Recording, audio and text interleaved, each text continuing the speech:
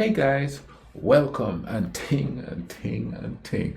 And this one here is we're going back to Ireland. Yeah, going back to my Irish people and ting, you know what I mean? And this one is called the Newgrange, a prehistoric tomb in Ireland.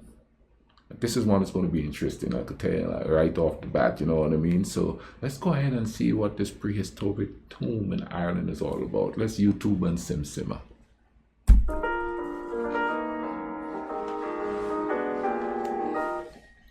We're in the Bóinne Valley in Ireland. This area is home to one of the largest collections of Neolithic and megalithic art and culture that exists anywhere in the world.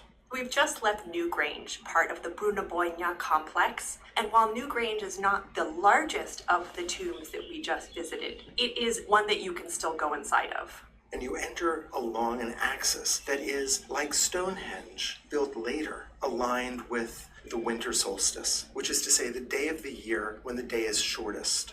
And Newgrange was built sometime around 3200 BCE. Wow. And it took a while to build. By some estimates, it took more than 70 years to construct. In order to enter the tomb, you walk around two stones, one that is vertical and one that is horizontal, that has been carved with a triple spiral motif. And on the winter solstice, the shadow cast by the standing stone is drawn across the horizontal stone. And it's behind these stones that one can enter into the tomb structure itself. There is a long, low passage I had to duck, and you have to squeeze between enormous stones that are set upright to get into the center of the structure. There are several nodes. It creates a cruciform or a cross shape. And in each of those small chambers, there are enormous basin stones. And in the rightmost chamber, you have elaborate decoration on the surface of the ceiling. And in the center cruciform space, there is a higher ceiling. And this is held up by a corbel arch. That is, by large stones that extend further and further towards the center as they move upward, and that are held in place by counterweights, that is, by the mass of loose stone and soil that exists above that. You know, a lot of people might look at this structure and stuff like that, or even any type of prehistoric or any structure, and say that it's uncivilized when they had to use mathematics to do it. Understand the concept of weight and balances and stuff like that to build things like this. You understand what I'm saying? So how could we call them uncivilized just because we have electricity and stuff like that? I bet that kind of building procedures were cutting edge at the time, you know what I mean? Because as we go along, we just learn different ways to do different things. Of course, it's sped up that you could put up buildings like this, you know, like we have in modern times, whereas this took 70 years to put together. So imagine all the work they had to do to calculate this, the weight of this and what would balance this, and you know whatever they do in architectural circles to make things work and make things safe. You understand what I'm gonna say? And also all the carvings on the wall, that was their form of artwork. In my opinion, maybe it had some kind of spiritual significance, but you know, to us now who probably don't understand it much, to how should I put it, to the ordinary eye like me, it just seems like really cool artwork. And at the time that it was put in there, I bet it was more pronounced, so that it was probably a lot more beautiful. It's beautiful now, a lot more beautiful on sight. It's beautiful now just to think that years ago people did that. The historic part of it is what enhances the beauty for me. But let's keep watching this.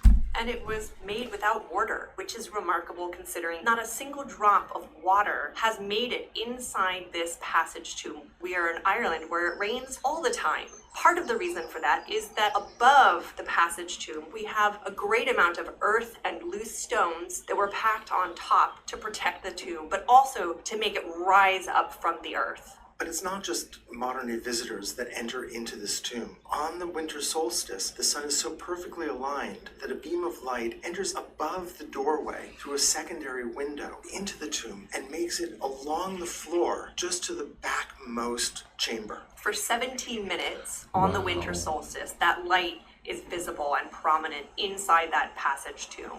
These are so old that there are no written records. We can only look at the physical evidence that exists and try to understand how these were used. The remains of 5 people were found inside the tomb, 3 that were cremated and 2 that had been left alone. And so we know that this was used as a burial place. But given the immense amount of time and energy and effort to construct these tombs, archaeologists and art historians and others have wondered if maybe there were other uses for this because of that solar alignment.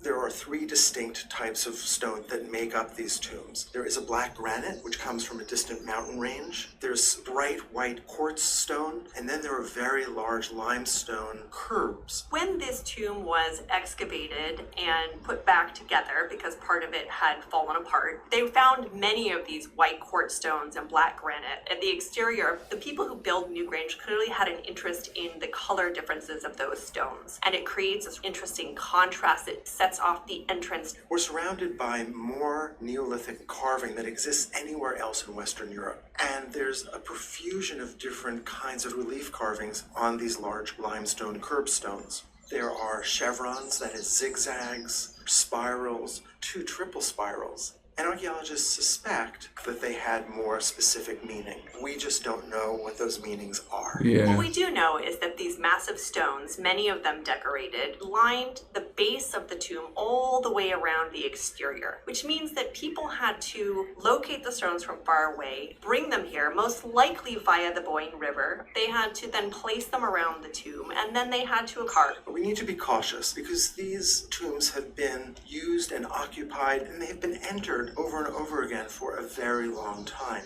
In the 20th century, there have been efforts to shore up these structures and to conserve them, but that intervention is evident and can be seen most obviously in the concrete shelf that helps protect the carved curbstones that surround the structures. And that's most evident at Knowth, where you see not only that lip that you mentioned, but you can see evidence of structures that were built on top of the mound. These places, even if people were unaware of what was inside of these large mounds, they continued to be where people were engaging with this land.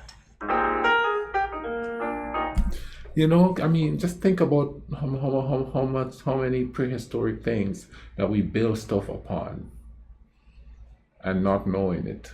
Like even this house where I am here, you know, what Native American camp was on this spot before? You know what I'm saying? Who built a teepee here? What Native American village was in this area here? Because the river is right there, so you have to know. The river is like 2 blocks that way, so you have to know that some tribe, be it like a Native American tribe or even some colonizers or just explorers, come through this river, this whole river base here, and lived here for a period of time. So, you know, we probably did build on somebody's burial ground, you know what I mean, or somebody's old home or something, and not even know it, because a lot of these modern builders, they're not apt to look for things that are archaeologically of significance, you know what I'm saying? So, you know, it's kind of crazy to think that maybe I'm sitting probably on somebody's burial ground. I hope you guys enjoyed this, man. I'll leave a link to this video in the description, and let me thank those who commented on the videos before. Please comment in the bottom here and let me know what you think about all of this here. This is quite interesting to me. I hope it was interesting to you too. If you like what I react to, drop a like on the video and share the video, all right? You know, also subscribe if you're so inclined.